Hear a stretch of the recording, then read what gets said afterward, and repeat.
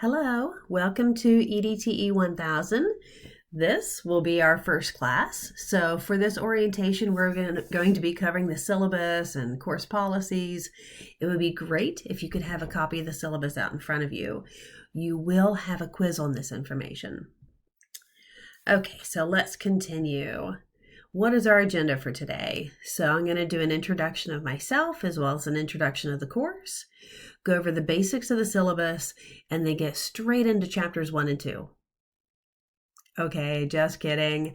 I never do that on the first day. To me, the first day should always be about an introduction to the course to get you ready to go. So just kidding. So who am I? Well, we won't be able to see each other face to face for a while, so we're going to have to deal with this. My name is Dr. Mindy Rutherford. My office is in McCracken Hall, 309G. Hopefully I'll get to be there for phase 2 for OU. We'll cross our fingers on that. But let me tell you a little bit about myself. I'm going to go back up into the corner. There we go. And let's continue. Boop.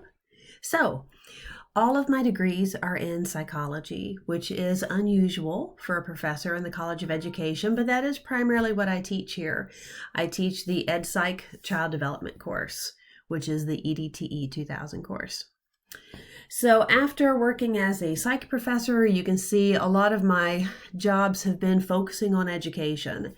As Dean of Instruction, I was in charge of observing all the faculty, doing workshops on teaching effectiveness, being in charge of the curriculum committee and assessment and everything that had to do with academics at the college. When I was director of assessment, I worked with accreditation and worked with all of the faculty at the college trying to help them create good assessment practices for their classes. Then I came here to OU, where I've been teaching in the 2000 block for 13, 14 years. Okay, so yes, I'm going to try to do what I can to make the syllabus and course policies a bit more interesting as we move along today. So let's get into it. What is EDTE 1000 about? Let's start with the book. This is the book that I've chosen for our class. It is not the same. The EDTE 1000 instructors, we don't all use the same book. This is the one I'm going to be using. You'll notice I wrote required, suggested. It would be great to buy the book. I do think the book is helpful, but you will not get penalized if you don't have it. There won't be specific assignments you can only answer if you have the book. But let me show you some of the bonuses to having the book. So when you go to our Blackboard site, you'll notice a tab that says textbook information. When you click on that, it tells you about the book. It also has a link to take you to where you can order it and to where you can access the resources.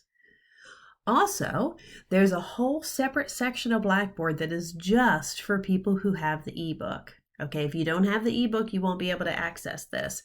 So you'll notice, for instance, they'll have a folder for every chapter. In that folder, they will have the chapter. Okay, they'll also have flashcards to help you study terminology from the chapter. You'll also have access to certain videos and journal articles.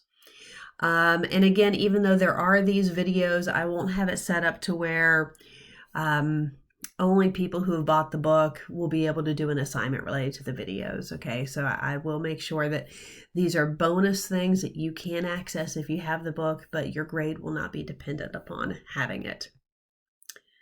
Let's continue. So, course description. This is a great introductory course to get you to see, is teaching something you want to do? And if it is, some important information you need to know about teaching, like understanding who your students are and what does it mean to be a professional as a teacher, and what are some other things you need to know about accreditation and assessment and teaching strategies and all kinds of things. I will not read all of the learning objectives to you, but it is here for your reading pleasure if you are interested in taking a look at all the nitpicky details of what we'll be doing this semester. Course policies. So this will help you understand kind of how this course is going to run. I couldn't help myself with this meme. It just cracked me up. So yeah, it is important to know this stuff because we'll be going over it here. It is in the syllabus, but these aren't things that we're necessarily going to talk about every day, but they are things that you need to know. If any of you have accommodations registered through the university, please get your paperwork to me soon so that I can make sure that I am accommodating your needs and can help you learn in the best way possible. Let's see, what else? Okay, how will this course be taught? I bet that is number one on your all's list. How are we going to do this? Especially since we're starting off online for this first month. So as you know, we will be online for phase 1 of OU. But do not worry. I have a lot of experience as an online instructor. I taught summer school completely online, and I've been teaching as a hybrid for the past, 7 years. Now, this is my first time teaching EDTE 1000. So I'm going to be having to create videos like this as we go along, but I am working on it. So attendance. Well, due to what's going on in the world today with COVID, I will not be requiring attendance even when we do have face-to-face meetings. That means you have the option of being entirely online this semester if that is right for you. Now, keeping that in mind, I thoroughly believe in the value of face-to-face meetings, and I'm really looking forward to getting in the classroom and seeing you guys with my own eyes. If we do get to do that, I would like you to know I will make sure I use all of the necessary safety precautions, social distancing, providing hand sanitizers. I've gotten some really big pump bottles of hand sanitizers. I'll make sure our room's big enough. I will not be wearing that, but I will have mask, face shield, whatever is dictated as necessary. And I obviously need for you to follow whatever the guidelines are that OU provides regarding masks, etc., to make sure that we can all have a safe and productive class. Now, since I'm not mandating attendance, if you do not come to those face-to-face classes, you can see down here at the bottom, I will provide online information for you, okay? So, my thought is when phase 2 happens, we will become a hybrid course. So we're not going to meet face-to-face Monday, Wednesday, Friday. My hope is that we would meet face-to-face one day of the week and be online the others. So here is my tentative schedule, depending upon the ability to find rooms and so on. An online course will comprise of watching 1 or 2 videos just like this, where you're going to watch and take notes. Now, I wanted to include this because you might think, do I really need to take notes? Can I just do screenshots? Can I, download the PowerPoints? What can I do? My answer for that is yes, you do need to take notes. Notes are an essential part of getting this information into your mind so that you can learn it better. Study after study shows when you take your own notes, you actually learn the material. So that will be a part of this. So you might wonder, well, where do I find these videos? Where are they? There are going to be a couple of ways, like 2 different ways you can find these videos. First of all, I will be providing video links on Blackboard. So when you open up one of my chapter folders, the YouTube links will be there. And yes, they are YouTube videos to make it simple. This way you can even watch it on your TV if you want. You can also get on YouTube and use the search term EDTE 1000 and you should be able to find them. Search for my channel. This is what my channel looks like. So look for this little picture here of me and my family at Disney.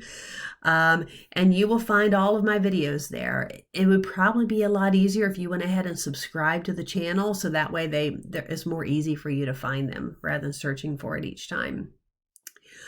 And when you click on them, they will come up in your computer or on your TV screen, however, and you'll be able to watch our class video. So again, an online class, you'll have 1 or 2 online videos that you watch and take notes on. You can do it in your own time frame. So even though our class might be Monday at 10:45, you don't have to watch the video Monday at 10:45. Okay, you actually have almost a whole week to get it done. When you're done watching the video and taking notes, you'll see you have an online quiz to do and oftentimes an online assignment to complete. I do encourage you to be on that Blackboard site frequently. That is where I'll be posting everything for this course. So I wanted to show you that Blackboard site in case you haven't had a chance to be there yet. So let's take a quick look. So I already mentioned textbook information and textbook resources. Those are for people who buy the book, especially the ebook. Course content. Course content. That is for everybody. That is where you find my stuff. Also up here, I have syllabus and information related to the syllabus. So when you click on course content, you will see a folder for every chapter. So week 1 is chapter 1. When you click on that chapter 1 folder, what you should see is the links to the YouTube videos, and most of the time it is in a part 1, part 2, maybe even a part 3 if it's a long chapter. You will see fill-in notes. I haven't told you about that yet. So although yes, I tell you need to take notes, I'm going to try my best to create fill-in notes for each chapter.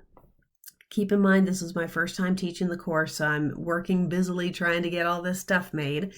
But I'm going to try to provide these fill-in notes for you so you can open them up. You can either print them out and handwrite on them or type them in your laptop. And you'll also see any quizzes or homeworks related to that chapter in that folder. Okay, does that make sense so far? I hope so. Let's move forward and talk a little bit more about the Blackboard gradebook. Have any of you ever had this happen where you're like, Blackboard says I'm doing great, but I know I've missed a lot of stuff? Blackboard's default is to show you a running total, which means it ignores things that you have missed when calculating or showing you your grade. So that can be very misleading. So I want to give you a heads up about something I do for that. About every 2 weeks, I will go on Blackboard and enter a 0 for anything that you have truly missed.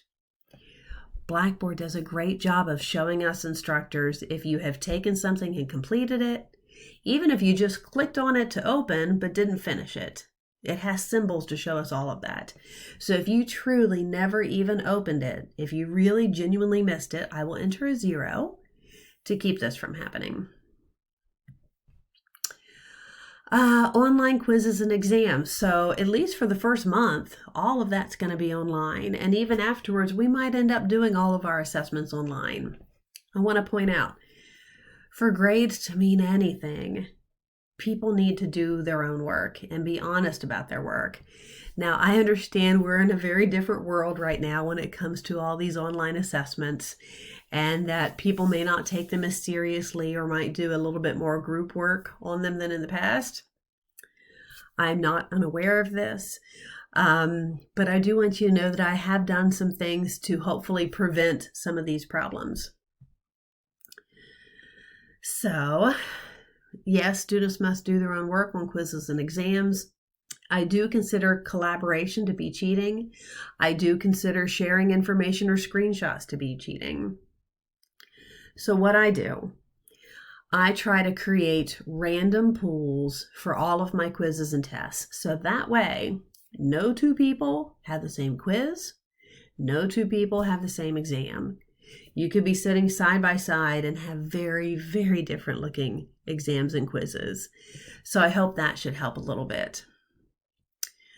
Also, the other thing I do I'd like to point out is I also do timed quizzes and exams. They're not open-ended forever. You typically have enough time to answer all the questions you know, and then go back for the ones you don't know and look them up. But you will not have enough time to look up every single question. All right, let's continue. So social media. We obviously are going to need some way of staying in contact with one another. And email just doesn't always do it. You know, I don't know about you all, but my email just gets blocked. Just tons and tons of email a day, and things get lost. So instead of using email as our primary form of contact, I would like for us to use the GroupMe app. You will need to download that onto your phone. It is free. It is a texting messenger program.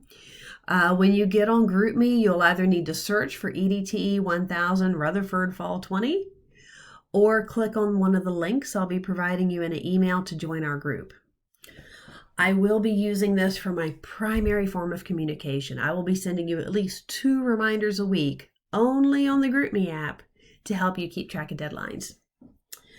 I'm also going to be using a Facebook site.